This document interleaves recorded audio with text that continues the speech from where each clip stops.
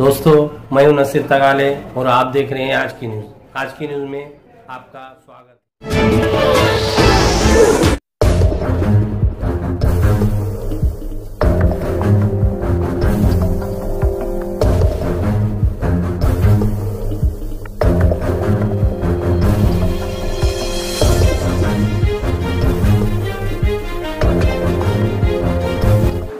माझ्या महाराष्ट्रातील बांधवांनो, भगिनींनो आणि मातांनो, नमस्कार. जय महाराष्ट्र. साधारणतः प्रत्येक आठवड्यामध्ये आपण अशा पद्धतीने भेटतो आहोत आणि मी बोलतो आहोत असं म्हणेन, पण मीच बोलतो आणि आपण ऐकता आहात. आणि आपण नुसते ऐकत नाही आहात, तर जे मी आपल्याला सांगतो आहे ते पूर्णपणाने त्या आपल्या सरकारच्या सूचना आपण हिमतीने आणि धैर्याने पाळत आहात. साहजिकच आहे, आज मी आपल्या समोर येण्याचं कारण, आज 31 मे. लॉकडाऊन हा शब्द आता आपल्याला अंगवळणी पडलेला आहे. कदाचित या काळामध्ये जन्माला येणारी बालकं ही कदाचित आईच्या ऐवजी लॉकडाऊन बोलायला पहिली सुरुवात करतील. म्हणजेच आयुष्याची सुरुवातच लॉकडाऊन मधून होते की काय, अशी परिस्थिती आहे. आज मी आपल्या समोर आलोय तो लॉकडाऊन शब्द हा कचऱ्याच्या टोपलीत फेकायला आलेला आहे. Mission begin again. पुन्हा एकदा आपण आपल्या आयुष्याची सुरुवात करतो आहोत. आणि आयुष्याची सुरुवात करताना लोकमान्य टिळकांचा तो किस्सा, ती आठवण ही मला आपल्याला सांगणं आवश्यक वाटतं. स्वातंत्र्याची लढाई जेव्हा सुरू होती, लढाईच होती ती, अर्थातच लढाई, मोठी लढाई. आणि लोकमान्य मंडालेच्या तुरुंगात किती वर्ष होते, कशा पद्धतीत होते, त्यांनी त्या तुरुंगात काय काय गीता रहस्य वगैरे या सगळ्या गोष्टी आपल्याला कल्पना आहे. पण सुटून आल्यानंतर त्यांना काही जणांनी विचारलं की आता पुढे काय, आणि त्यांनी सांगितलं पुनश्च हरिओम. पुनश्च हरिओम म्हणजे काय की पुन्हा एकदा आयुष्याला सुरुवात करतो आहे, लढाईला सुरुवात करतो आहे. तशीच आपली ही मिशन बिगिन अगेन, किंबहुना पुनश्च हरिओम सुरुवात करायची आता आपल्याला. ही सुरुवात करताना लॉकडाऊन करणं हा एक भाग झाला आणि सगळं हळूवार उघडणं हा दुसरा भाग झाला. म्हणजे लॉकडाऊन हे सायन्स असेल तर लॉकडाऊन उघडणं ही एक कला आहे किंवा आर्ट आहे. कसं काय उघडतोय आपण? पावसाळा तोंडावरती आहे. पावसाळा तोंडावरती आहे म्हटल्यानंतर पाऊस येऊन जातो, पडून जातो, अनेक ठिकाणी शेवाळ साचतं आणि शेवाळ समोर दिसल्यानंतर आपण आपलं पाऊल हे फार काळजीपूर्वक टाकतो.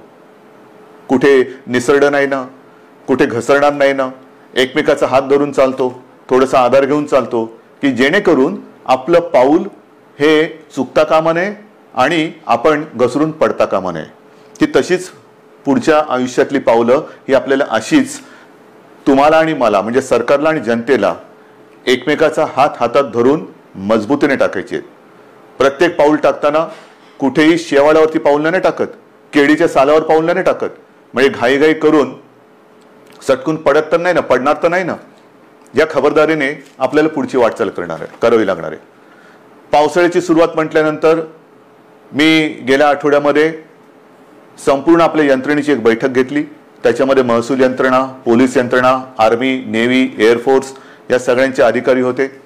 आणि पाऊस म्हटल्यानंतर तुम्हाला कल्पना आहे, यावेळेचा पाऊस, त्याचा अंदाज हा सर्वत्र समाधानकारक किंवा सरासरी अथवा सरासरीपेक्षा थोडासा 19-20 असं सगळीकडे पडेल. म्हणजे एकूण समाधानकारक पाऊस पडेल असा अंदाज आहे. हा अंदाज आहे म्हटल्यानंतरही अनेकदा असं होतं की अचानक कुठेतरी ढगफुटी होते, पूर येतो. पूर परिस्थिती निर्माण झाल्यानंतर काय करायचं, त्याची सज्जता, ही सज्जता घेण्यासाठी ती बैठक होती. त्याही बाबतीत आपण सज्ज आहोत. कुठेही अशी आपत्ती येऊ नयेच, येणार नाहीच, पण आली तर आपण पूर्णपणे सज्ज आहोत. आणि ही सज्जता आपल्याला सांगत असताना उद्या 1 जून आहे. येत्या 2-3 दिवसातच आपल्या पश्चिम किनारपट्टीवरती चक्रीवादळ धडकण्याचा धोका आहे. चक्रीवादळ, मला खात्री येणार नाही, माझी तशी प्रार्थना आहे, माझा आत्मविश्वास आहे. आणि चक्रीवादळ आपल्या पश्चिम किनाऱ्यावरती येणार नाही ही खात्री जरी असली तरी देखील यंत्रणा मात्र आपली सज्ज ठेवलेली आहे. यंत्रणा सज्ज आहे. पश्चिम किनारपट्टी म्हणजे माझ्या सिंधुदुर्गापासून ते मुंबईपर्यंत आणि हा सगळा किनारपट्टा जो आहे, इथल्या सर्व लोकांना मी सांगतोय की आपण सुद्धा सज्ज राहा. असंही आतापर्यंत आपण घराबाहेर पडलेलो नाहीच आहोत, पण खास करून माझ्या मच्छीमार बांधवांना सांगतोय की तुम्ही येत्या एक 4-5 दिवसात समुद्रात जाऊ नका, कारण ते वादळ घोंगावत आहे. कुठे जाईल, कसं जाईल, दिशा अजून ठरलेली नाहीये. आपल्या दिशेने येत आहे, ती दिशा बदलून ते दुसरीकडे जाऊही शकेल आणि ते जाईलही नक्की, पण आपण मात्र सज्ज राहिलं पाहिजे. आणि ही खात्री बाळगल्यानंतर, खात्री एक सज्जता आपली घेतल्यानंतर, दाखवल्यानंतर पुनश्च हरिओम म्हणजे काय, कारण केंद्र सरकारने त्यांची सूचनावली दिलेली आहे, काय काय करायचं, काय करायचं नाही आणि कुठे कुठे कसं कसं काय काय आहे. पहिल्या प्रथम मी आपल्याला सांगू इच्छितो की कोरोना सोबत जगायला शिका, कोरोनाचा मुकाबला करता करता जगायला शिका. हे आतापर्यंत आपल्याला सगळ्यांना सल्ले देण्यात आलेले, सगळ्यांकडनं मी पण ऐकतोय, आपणही ऐकताय. पण हे ऐकताना जे मी यापूर्वी आपल्याला सांगितलेलं आहे की बाहेर पडताना तोंडावरती मास्क हा अनिवार्य आहेच, नक्कीच आहे. तोंडावरती मास्क लावणं अत्यंत अत्यंत गरजेचं आहे. हात सतत धुत राहणं हे फार महत्वाचं आहे.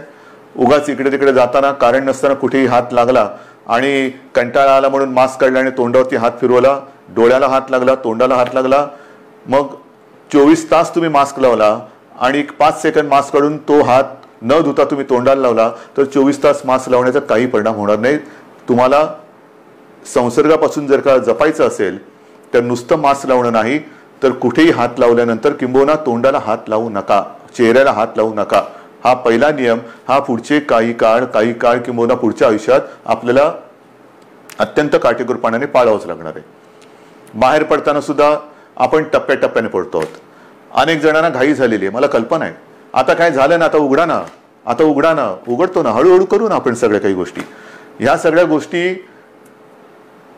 इतर देश काय करतायत, काही देशांनी लॉकडाऊन केलाच नव्हता, टाळेबंदी केलीच नव्हती, त्यांची काय स्थिती आहे तेही आपण बघतो आहोत. काही जणांनी लॉकडाऊन केला, तो उठवला, उठवल्यानंतर तिकडे काय परिस्थिती निर्माण झाली तेही आपण बघतो आहोत. कालच मी एक बातमी पाहिली की एका देशाने शाळा सुरू केल्या आणि त्या पुन्हा बंद करावं लागल्या. म्हणजे थोडीशी उघडझाप ही सगळीकडे चाललेली आहे. मला असं वाटतं आपण उघडझाप नाही करायची. आपण एकदा जी गोष्ट आपण चालू करू ती सुरूच ठेवायची. आणि तेवढी शिस्त, तेवढा संयम हा आता गेल्या 2 महिन्यात आपल्याकडे आलेला आहे. स्वयं शिस्त म्हणा किंवा एक जिद्द म्हणा, ही आपल्या अंगी आपण आणलेली आहे. जी गोष्ट आपण ज्याची सुरुवात करू ती पुन्हा बंद करण्यासाठी नाही, अजिबात नाही. आणि म्हणून मला असं वाटतं की हा एक वादळाचा धोका आहे, तो किनारपट्टीला आहे. त्या किनारपट्टीमध्ये आपण दक्षता तर घेतोच आहोत, पण इतरत्र संपूर्ण महाराष्ट्रामध्ये 3 तारखेपासून आपण थोडेसे हातपाय हलवायला सुरू करूया. एक हातपाय हलवायला सुरू करूया. हातपाय हलवायला सुरुवात करायची म्हणजे काय करायचं, तर अनेक जण हे सकाळी फिरायला जातात, चालायला जातात, संध्याकाळी जातात. काही माझी तरुण युवक मुलं ही व्यायाम करतात, आउटडोअर व्यायाम, आउटडोअर. अजूनही जिम, स्पा ह्यांना आपण चालू करायला परवानगी दिलेली नाही. जिथे गर्दी होऊ शकेल त्या गर्दीला परवानगी अजूनही दिलेली नाही. कोणत्याही सभा समारंभ आणि एकत्रित येण्याला परवानगी नाही. आणि म्हणून मी आपल्याला सांगतोय की बाहेर फिरताना सुद्धा आपण अंतर ठेवून फिरायचंय. एकमेकापासून जेवढं अंतर ठेवू ते अंतरच आपल्याला या कोरोनापासून अंतर ठेवायला मदत करणार आहे. त्याच्यामुळे बाहेर पडल्यानंतर अनेक दिवसानंतर आपले आप्तेष्ट भेटतील, मित्रमंडळी भेटतील, भेटलीच पाहिजेत. नाही भेटून चालणार कसं, भेटलीच पाहिजेत. पण भेटल्यानंतर एका अंतरावरून आपण त्याच्याशी हाय हॅलो करा, नमस्कार वगैरे करा. जास्त गप्पा टप्पामध्ये एकत्रित येऊन रंगून जाऊ नका, दंगून जाऊ नका, कारण अजूनही ती वेळ आलेली नाही. ही आता पहिल्यांदा आपण एक ट्रायल करतो आहोत, ट्रायल घेतो आहोत. 3 तारखेपासून याची सुरुवात करतो आहोत. 5 तारखेपासून आपण असा एक निर्णय घेतोय की आजपर्यंत सगळे व्यवहार आपले ठप्प होते, सगळी दुकानं आपली हे आपण बंद ठेवली होती. आता आपण काय करतोय, शहरं जी आहेत, लहान मोठी शहरं आहेत, तिकडे रस्त्याच्या दुतर्फा असलेली जी दुकानं आहेत, म्हणजे याही बाजूला दुकान आहेत, याही बाजूला दुकान आहेत, आपण 5 तारखेपासून सुरुवातीला एका बाजूची दुकानं उघडायची, मग ती एकदा झाल्यानंतर ह्या बाजूची, असं अल्टरनेट एक करत करत करत अंदाज घेणार की कशा पद्धतीने आपण सुद्धा ही सवय अंगी बांधवून कसं काम करत आहात. गर्दी अजिबात करायची नाही, कारण यापूर्वी सुद्धा आपण थोडे प्रयोग केले. ही जी झुंबड उडाली, नाईलाजाने आपल्याला ते बंद करावं लागलं. यापुढे ह्या गोष्टी होता कामा नयेत. ह्या गोष्टी टाळूनच आपण जे सुरू करू ते सतत आणि कायमचं सुरूच ठेवू. एक वेगळा आदर्श महाराष्ट्रापासून देशाने आणि जगाला घेतला पाहिजे की बघा महाराष्ट्र किती शिस्तबद्ध आहे, किती शिस्तबद्ध आहे. याने एकदा सुरू केलं, कदाचित इतरत्र ते बंद झालं असेल, पण महाराष्ट्राने नाही बंद होऊ दिलं. एवढा विश्वास माझा तुमच्यावरती आहे. तर एक 5 तारखेपासून दुकान आपण चालू करू आणि नंतर पुढचा जो रविवार आहे आपलं सोमवार आहे तो 8 तारीख आहे. या 8 तारखेपासून आपण आपले कार्यालय सुरू करतो आहोत. कार्यालय सुरू करतो. तुम्हाला मी मंत्रालयाचं उदाहरण दिलं. सुरुवातीला मंत्रालय सगळं बंद करत असताना 50%, 25%, 5%, मध्ये एक काळ तर असा आला की 100% बंद करावं लागलं. मग हळूहळू पुन्हा 5%वर आणलं. आता आपण आपली ऑफिसेस जे आहेत त्या ऑफिसेसमध्ये आपल्या कर्मचाऱ्यांची संख्या ही साधारणतः 10% उपस्थितीवरून सुरू करू. एक 10% उपस्थितीने सुरू करू. त्याला काय आपल्याला अनुभव येतोय, केसेस वाढतायत का?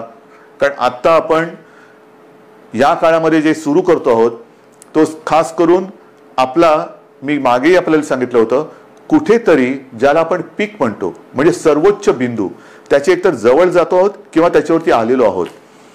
ज्या केसेस वाढतायत, ज्या पद्धतीने त्या वाढलेल्या आहेत त्या बघितल्यानंतर आपण या पीकच्या जवळ किंवा त्या पीकवरती आहोत, म्हणजे त्या टिपेला पोहोचतो आहोत आपण किंवा पोहोचलेलो आहोत. काही काळ आता हा जो केसेस येण्याची संख्या जी आहे ही साधारणतः अशीच थोडीशी वरती खाली होत नंतर हळूवारपणाने एक आणखीन 8-15 दिवसानंतर ती खाली उतरायला लागेल. ही खाली उतरेल केव्हा उतरेल? जर आपण ही सगळी बंधनं पाळली तर. पुन्हा एकदा मी आपल्याला सांगतो की बाहेर पडताना आवश्यक ज्यांना नाही त्यांनी घराबाहेर पडू नका. विशेषतः जे आपले ज्येष्ठ नागरिक आहेत आणि ज्यांना खास करून मधुमेह, रक्तदाब, इतर काही व्याधी किंवा दुर्दैवाने आजार किंवा काही विकार असतील त्यांनी घराबाहेर पडू नये. कारण हा जो विषाणू आहे तो या पद्धतीच्या ह्या वयोगटाच्या आणि या वर्गातल्या नागरिकांवरती फार घातक परिणाम करतोय. ज्या ज्या काही गोष्टी आपण बघतो आहोत गंभीर गंभीर गंभीर म्हणतो, त्याच्यामध्ये ह्या वर्गातली लोक म्हणजे ज्याला हाय रिस्क ग्रुप ज्याला म्हणतो आपण, त्या वर्गातली लोक किंवा नागरिक हे त्याला जास्त, त्याचा प्रादुर्भाव हा अतिशय गंभीरतेने होतोय, घातक ठरतोय तो. म्हणून साधारणतः 55 ते 60च्या वरच्या नागरिकांनी आणि ज्यांना या काही विकार किंवा काही आजार आहेत त्यांनी घराबाहेर पडता कामा नये.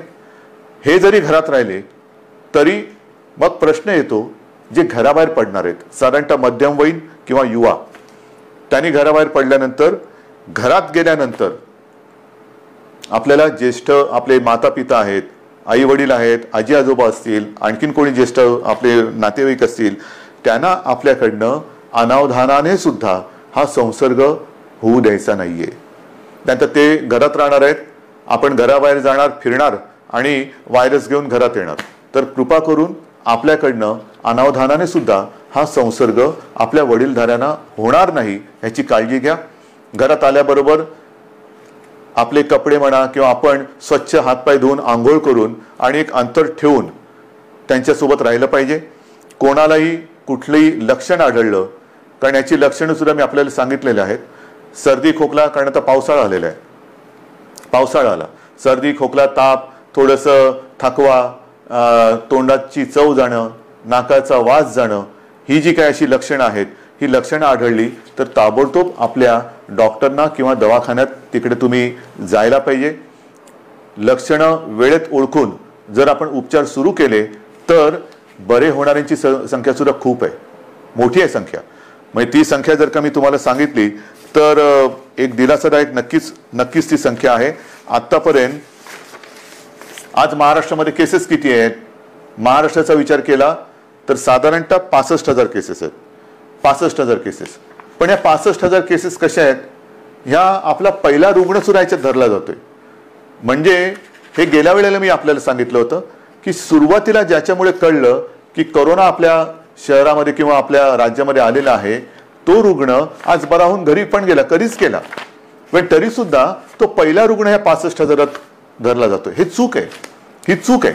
आणि तसं जर बघितलं तर आत्तापर्यंत 65,000मधून 28,000च्या आसपास हे रुग्ण बरे होऊन खडखडीत बरे होऊन घरी सुद्धा गेलेले आहेत. 28,000च्या आसपास. काही दुर्दैवाने जे काय मृत्यू घडले तोही आकडा आहे. पण ह्या आता जे आपल्याकडे रुग्ण ज्यांना म्हणतो म्हणजे ॲक्टिव्ह केसेस जे पॉझिटिव्ह आहेत त्याच्यामध्ये आजचा आकडा आहे साधारणतः 34,000 आहे. या 34,000मध्ये साधारणतः 24,000 रुग्ण हे असे आहेत की त्यांना कोणतीही लक्षणं नाही, त्यांना कोणत्याही औषधोपचाराची आज गरज नाही, ते आपल्या क्वारंटाईनमध्ये आहेत, काही पॉझिटिव्ह असल्यामुळे आयसोलेशनमध्ये आहेत. पण या 24,000मध्ये सुद्धा साधारणतः मध्यम ते थोडी तीव्र अशा लक्षणाचे आपल्याकडे साधारणतः 9,500 आहेत. म्हणजे महाराष्ट्राची परिस्थिती हाताबाहेर गेली. मुंबईमध्ये सगळी वातात लागलेली आहे. लष्कराला बोलवा, राष्ट्रपती राजवट लावा. त्यांना म्हणे हे आकडे बघा, हे आकडे बघा ना, हे आकडे बोलके आहेत. हे का आपण करू शकलो? 9,500 यांना साधारणतः मध्यम ते तीव्र लक्षण आहेत आणि त्याच्यापैकी साधारणतः 1200 जण मात्र हे थोडे गंभीर आहेत. त्याच्यापैकी 200 जण हे व्हेंटिलेटरवरती आहेत. म्हणजे 65,000 जो आकडा आपण ऐकतो आहोत आणि बापरे महाराष्ट्रामध्ये काय चाललंय, मुंबईमध्ये काय चाललंय, काय सरकार काय काम करते की नाहीये, तर 65,000 आकड्यामध्ये 28,000 घरी गेलेले आहेत आणि अतिगंभीर जर म्हटले तर 200 रुग्ण हे व्हेंटिलेटरवरती आहेत. आता व्हेंटिलेटरवरती सुद्धा जे आहेत यापैकी सुद्धा काही जण हे म्हणजे आत्ताचे नाहीत, आत्तापर्यंतच्या 65,000 मी बोलतोय, यापैकी काही जण व्हेंटिलेटरवरनं सुद्धा व्यवस्थित बरे होऊन घरी गेलेले आहेत. ही वस्तुस्थिती आहे, ही वस्तुस्थिती आहे. आणि म्हणून मला आजही असं वाटतं की जे काही आपल्याबद्दलचं एक चित्र किंवा महाराष्ट्राला बदनाम करण्याचं कारस्थान दुर्दैवाने काही आपली म्हणणारी माणसं करतात तेव्हा दुःख होतं. पण हे जरी खरं असलं तरी एका गोष्टीचं मला नक्कीच समाधान आहे की आपला विश्वास जो सरकारवरती आहे त्याच्यामुळेच सरकार हे काम करू शकतोय.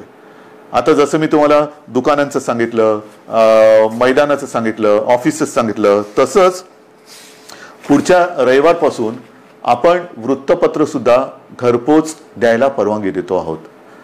कारण आपली वृत्तपत्र वाचण्याची सवयच गेली, वृत्तपत्र वाचण्याची सवय गेली. कारण सकाळ होते तीच आपली पेपर आणि चहापासून. तर पुढच्या रविवारपासून वृत्तपत्रांसुद्धा घरपोच पोचवण्याची आपण परवानगी देत आहे. पण ही परवानगी देताना एक गोष्ट मात्र दक्षता घ्यावी लागणार. मी वृत्तपत्र विक्रेत्यांशी मी बोललेलो आहे आणि त्यांना मी सांगितलं की वृत्तपत्र विक्रेते जी आपली मुलं आहेत ती सुद्धा मुलं आहेत, त्यांना सुद्धा आपण काळजी घेतली पाहिजे, त्यांची काळजी घेतली पाहिजे. त्यांना देखील आपल्याला मास्क द्यावा लागणार, त्यांना एक हँड सॅनिटायझरची बाटली द्यावी लागणार. वेळोवेळी त्या मुलांनी सुद्धा आपले हात हे धुत राहिले पाहिजेत. तोंडावरती मास्क हा कायम ठेवला पाहिजे वृत्तपत्र वितरण करताना. आणि अशा पद्धतीने वृत्तपत्र सुद्धा वितरण करण्याची परवानगी आपण पुढच्या रविवारपासून देत आहोत. मैदानाची परवानगी मी तुम्हाला सांगितलेली आहे.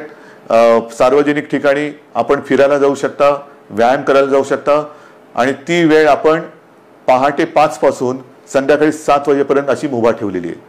पहाटे 5 म्हणजे ज्यांना आपण मॉर्निंग वॉक जो म्हणतो, ज्यांची सवय आहे लवकर उठून फिरायला जायचं, आपण पुन्हा एकदा सकाळी 5 वाजल्यापासून पहाटे 5 वाजल्यापासून संध्याकाळी 7 वाजेपर्यंत या सगळ्या सार्वजनिक स्थळांचा म्हणजे मैदानं असतील, सी फेस आहे आपला, इतर ग्रामीण भागातल्या काही गोष्टी असतील, तलाव आहेत, कुठेही इकडे या पहाटे 5 ते संध्याकाळी 7 वाजेपर्यंत आपण निश्चित निसर्गाच्या सान्निध्यात जाऊ शकता, फिरू शकता, मैदानी व्यायाम करू शकता.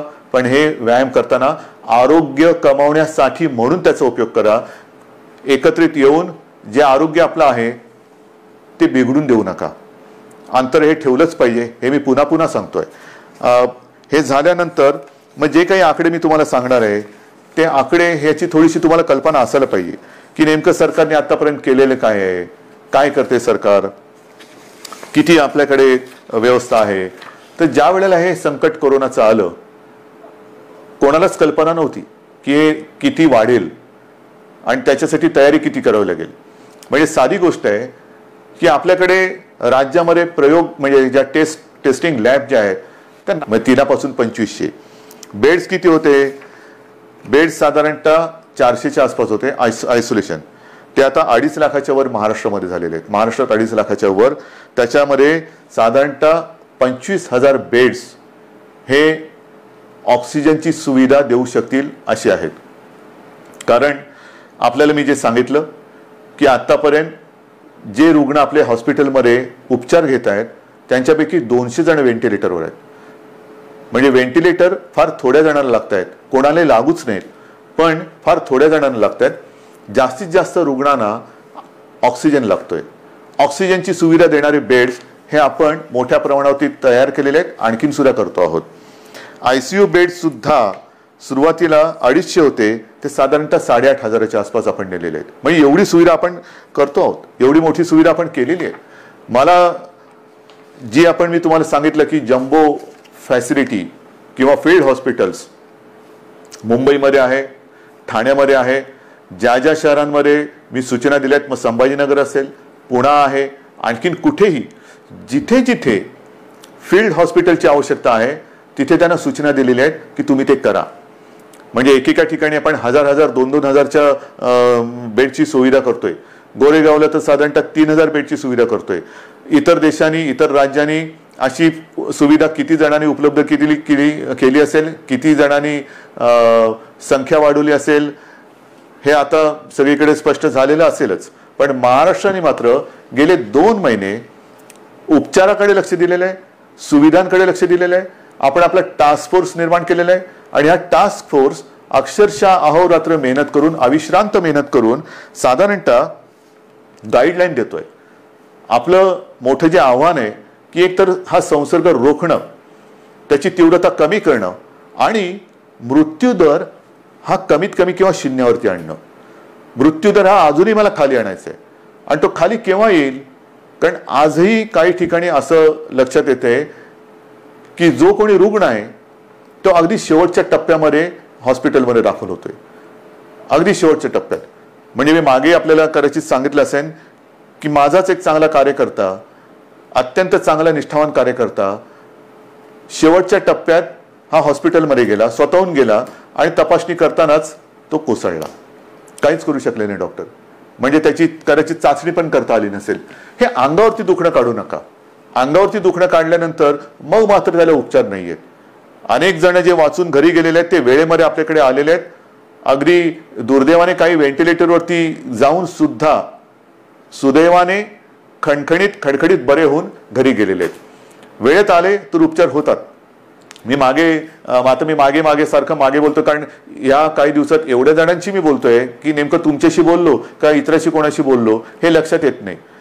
तर त्यावेळेला मी सांगितलं होतं की जर का मृत्यूदर खाली आणायचा असेल आणि तो येतोय, नक्कीच येतोय, आलेला आहे, तर डॉक्टर आपल्याकडे सज्ज आहेत. पण डॉक्टरना 2 गोष्टी वेळेत मिळाल्या पाहिजेत. एक म्हणजे औषधं, ती औषधं आपण त्यांना देतो. आणि सगळ्यात महत्त्वाचा भाग म्हणजे पेशंट सुद्धा वेळेमध्ये जर का डॉक्टरांच्या हातात आला तर डॉक्टर, तुम्हाला कल्पना नाही, अक्षरशः एखाद्या योद्ध्याला साजेल असा पराक्रम करतायत. कोणत्याही टोकाला जाऊन त्याला वाचवण्याची शर्थ करतायत आणि त्याला मी तर म्हणेन यश सुद्धा येते. आता ही आरोग्यविषयक तुम्हाला माहिती दिल्यानंतर साधारणतः एक महत्त्वाचा मुद्दा होता, तो म्हणजे इतर राज्यातले मजूर. या मजुरांना सुद्धा आपण आतापर्यंत 12 लाख किंबहुना त्याच्याहून जास्त असेल, माझ्याकडे आकडा आहे माझ्याकडे, 12 लाखापेक्षा नाही, हे बघा, सुमारे 16 लाख मजुरांना रेल्वे आणि बसेसने आपण इतर राज्यात सोडलेली. सुमारे 16 लाख लोकांना रेल्वेतनं आणि बसेसमधून आपण परराज्यात सोडलेलं आहे. साधारणतः 800 ट्रेन्स, 11 लाखाच्या वरती. मी आज पियुष गोयलला धन्यवाद देतोय, कारण गेल्या वेळेला बोलले तर थोडंसं त्यांचा राग आला होता. पण पियुषजी, आज मी तुम्हाला धन्यवाद देतोय, मुद्दामून धन्यवाद देतोय, कारण आपण त्यावेळेला ते मनावर घेतलं आणि खरंच तुम्ही ट्रेन्स उपलब्ध करून दिल्या. त्याच्यामुळे साधारणतः 11 लाखाच्या वरती, 11.5 लाखाच्या आसपास मजुरांना आपण त्यांच्या गावात, त्यांच्या राज्यात जाऊ दिले.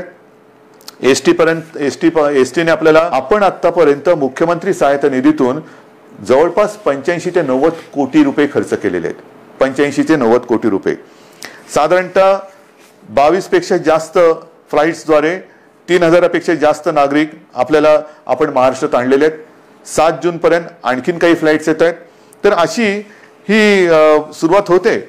शिवभोजन थाळी सुद्धा ही आजपर्यंत आपण 838 केंद्र राज्यात कार्यरत केलेली आहेत. 1 ते 30 मे, फक्त 1 ते 30 मे या काळात या शिवभोजन थाळीच्या योजनेतून आपण 32,77,778 शिवभोजन थाळ्याच्या माध्यमातून एवढ्या लोकांना म्हणजे 32 लाखाच्या आसपास लोकांना आपण भोजन देण्याची व्यवस्था केलेली आहे. मुख्यमंत्री सहायता निधीत आतापर्यंत 352 कोटी रुपये आपण संपूर्ण आले. त्याच्यापैकी 111 कोटीपेक्षा जास्त हे कोविडसाठी आपण खर्च केलेला आहे. आणि या सगळ्या गोष्टी चालू आहेत. उद्योगधंदे सुरू होत आहेत. 7.5 लाखापेक्षा जास्त मजूर हे कामावरती आलेले आहेत. उद्योगाने तर आपण परवानगी दिलेली आहे. आणखीन उद्योग आपण सुरू करतो आहोत. आता हे सगळं सुरू करत असताना जसा पावसाळा सुरू होतो आहे तसंच आपलं शैक्षणिक वर्ष सुरू होत आहे. शाळा कशा सुरू करायच्या, कॉलेजेस कशी सुरू करायची, विशेषतः विद्यापीठांच्या परीक्षांचं काय करायचं, अंतिम वर्षाची परीक्षा घ्यायची नाही घ्यायची, कधी घ्यायची, सगळ्याचा विचार सुरू आहे. पहिल्यांदा कॉलेजच्या विद्यापीठाच्या अंतिम वर्षाच्या परीक्षेबद्दल मी बोलतो.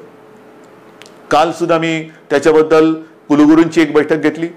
विभागवार सगळ्या कुलगुरूंची मतं मी आजमावून घेतली. सगळ्यांचं मत एक आहे, परीक्षा घ्यायची असेल तर तातडीने परीक्षा घेण्यासारखी आजची परिस्थिती नाहीये. कारण ते कुलगुरू जरी असले, मी मुख्यमंत्री जरी असलो तरी आमच्यातला पालक हा आजही जिवंत आहे. अनेक पालकांची एक चिंता आहे की कोविड सगळीकडे, कारण थोडाफार आता आपल्या राज्यामध्ये सुद्धा तो हळूवार पसरलेला आहे. आटोक्यात तर नक्की आणू आपण, पण तो पसरत असताना आमच्या मुलांना आम्ही परीक्षेला पाठवावं का? काही लाख विद्यार्थी हे परीक्षेसाठी एकत्र येणार, किती अंतर ठेवणार, पेपर कसे वाटणार, पेपर तपासणार कसे, मग काय करायचं? म्हणून आपण सगळ्यांनी मिळून एक असा तोडगा काढलेला आहे की अंतिम वर्षाच्या ज्या परीक्षा आहेत त्या परीक्षा घेण्यापूर्वी एक असा मुद्दा आला आणि मला असं वाटतं तो बरोबर आहे. आपण एक निर्णय असा घेतलेला आहे की साधारणतः जेवढे सेमिस्टर झालेले आहेत त्यांची सरासरी काढून त्या विद्यार्थ्यांना मार्क्स द्यायचे आणि त्या विद्यार्थ्यांना तसं पास करायचं. कारण साधारणतः गेले किती सेमिस्टर झाले असतील, किती वर्षाचे झालेत, ते एक सरासरी काढली तर आपण त्या सरासरीचा विचार करू शकतो आणि ते ॲग्रिगेट करून त्यांना पास करायचं की जेणेकरून त्यांचं आयुष्य थांबणार नाही. परीक्षा कधी घेणार? जूनमध्ये घेऊ शकतोय? नाही. जुलैमध्ये घेता येईल? सांगता येत नाही. ऑगस्टमध्ये येईल? कल्पना नाही. मग कधी घेणार आपण परीक्षा? मग तोपर्यंत विद्यार्थ्यांनी करायचं काय? नुसतं ताटकळून राहायचं, लोंबकळत राहायचं? अजिबात नाही. शिक्षणाचा खेळखंडोबा हा होऊ द्यायचा नाही.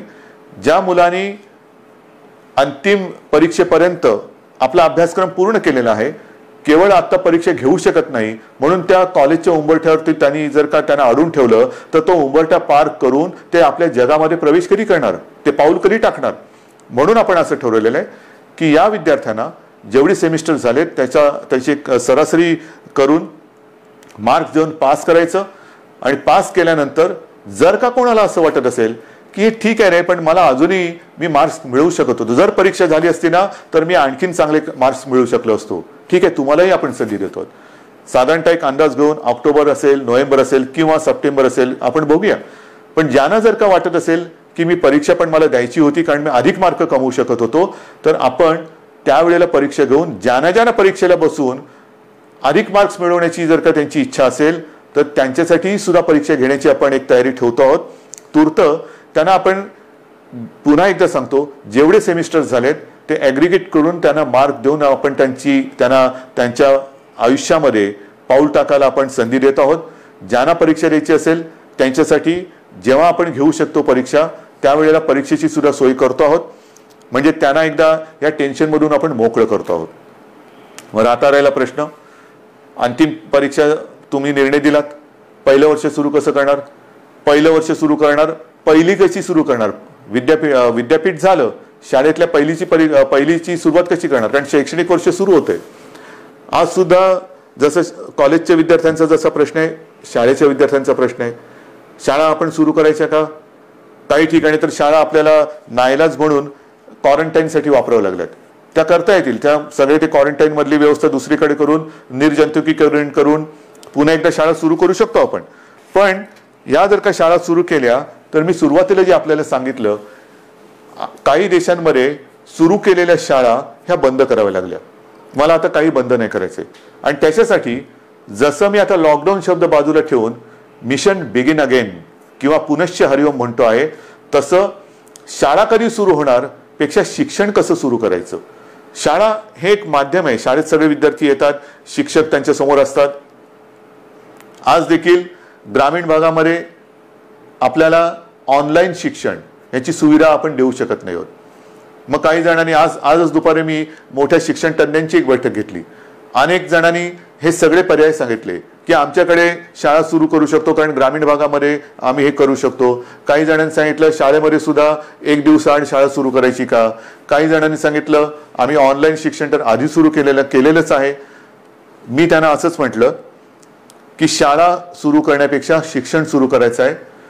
जर आपल्याला ग्रीन झोनमध्ये किंवा जिथे प्रादुर्भाव नसेल, अत्यंत सुरक्षित सगळं अंतर वगैरे ठेवून ग्रामीण भागात शाळा सुरू करू शकत असू, तिकडे पूर्ण खबरदारी घेऊन आपण शाळा सुरू करू शकतो का, ही शक्यता मला काही दिवसात सांगा. शहरांमध्ये ऑनलाईन शिक्षण हे कसं सुरू करायचं त्याच्यावरती आपण विचार सुरू केलेला आहे.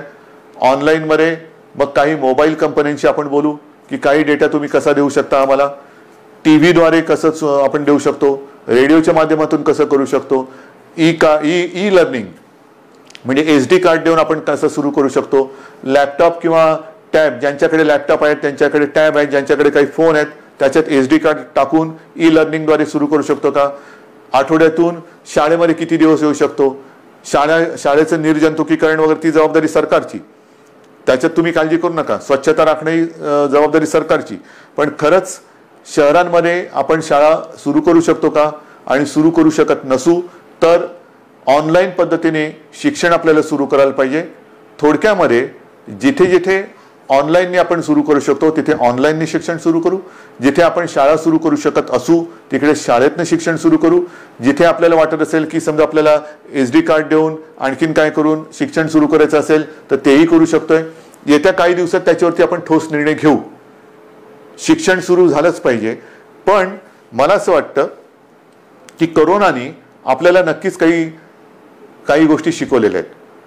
कोरोनाने आपल्या स्वतःकडे बघायला हे नक्कीच शिकवलेलं आहे. स्वतःकडे पाहायला शिकवलंय, आपल्या कुटुंबाकडे पाहायला शिकवलेलं आहे, आपल्या मुलांकडे, मग शिक्षणाकडे, आरोग्याकडे. आजपर्यंत कदाचित आरोग्य असेल आणि शिक्षण असेल यांना तेवढं प्राधान्य दिलं गेलं नसेल कदाचित. पण मला असं वाटतं की पुढचं आयुष्य जगताना जर आपण जीवनावश्यक वस्तू आणि जीवनावश्यक काही गोष्टी ह्या अशा संकटाच्या काळातही बंद होऊ न देता चालू ठेवल्या, तसंच शिक्षण सुद्धा किती मोठं संकट आलं तरी देखील कसं सुरू ठेवता येईल त्याच्याकडे आता आपल्याला लक्ष देण्याची गरज आहे. आरोग्य सुविधा सुद्धा मोठ्या प्रमाणात वाढवण्याची गरज आहे. जसं आपण इकडे विशेषतः मुंबईपासून सुरुवात केली आपण, field hospitals, Bandra Kurla complex असेल, वरळीचे एक्झिबिशन ग्राउंड आहे, तिकडे मोठी फील्ड किंवा जम्बो फॅसिलिटी म्हणून हॉस्पिटल्स उभारली. मी असं ठरवलेलं आहे, आपल्या सरकारने असं ठरवलेलं आहे की येत्या काळात आरोग्याला प्राधान्य द्यायचं, शिक्षणाला प्राधान्य द्यायचं. शहरांमध्ये म्हणजे ग्रामीण भागामध्ये सुद्धा, ग्रामीण भागातली छोटी मोठी शहरं आहेत त्या शहरांमध्ये त्या जिल्ह्यांच्या आवश्यकतेनुसार इन्फेक्शन हॉस्पिटल्स, जी इतर वेळेला तिकडे काही कार्यक्रम चालतील, जसं वरळीचं आपलं गोरेगावचं एक्झिबिशन ग्राउंड आहे, तिथे इतर काही कार्यक्रम चालतात. वरळीला डोम आहे, इतर वेळेला इतर काही कार्यक्रम चालतात. ते कार्यक्रम चालू ठेवायचे, पण हॉस्पिटलची सुविधा ही तिकडे सज्ज ठेवायची. जर गरज लागली तर तिथे 2 ते 3 दिवसात हॉस्पिटल उभारता आलं पाहिजे. उभारता म्हणजे सगळ्या सुविधा ज्या आहेत, म्हणजे बेड्स या सगळ्या पटपट मांडून हॉस्पिटल सुरू होईल. इतर वेळेला लग्न सराई असेल, प्रदर्शनं असतील, कृषीची प्रदर्शनं असतील, इतर काही कार्यक्रम असतील, सभा समारंभ असतील, त्याच्यासाठी ते वापरले जातील. पण आरोग्य सुविधा मात्र जेव्हा गरज लागेल तिथे कमीत कमी वेळेत त्या आपल्याला उपयोगात आणता येतील अशा पद्धतीने राज्यभर आरोग्य सुविधा सुद्धा आपण निर्माण करणार आहोत। एकूणच जे मी आपल्याला सुरुवातीला बोललो होतो की आपण खबरदारी घ्या, आम्ही जबाबदारी घेतो।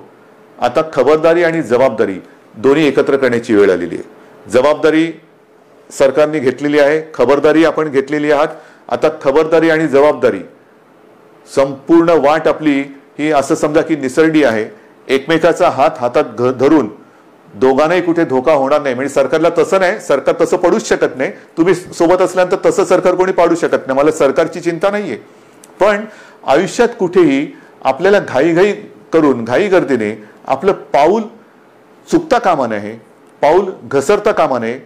याची खबरदारी घेऊन जे करू ते ठामपणाने करू आणि जे करू ते पुन्हा बंद कधी करणार नाही या आत्मविश्वासाने एक एक पाऊल पुढे टाकत जाऊ।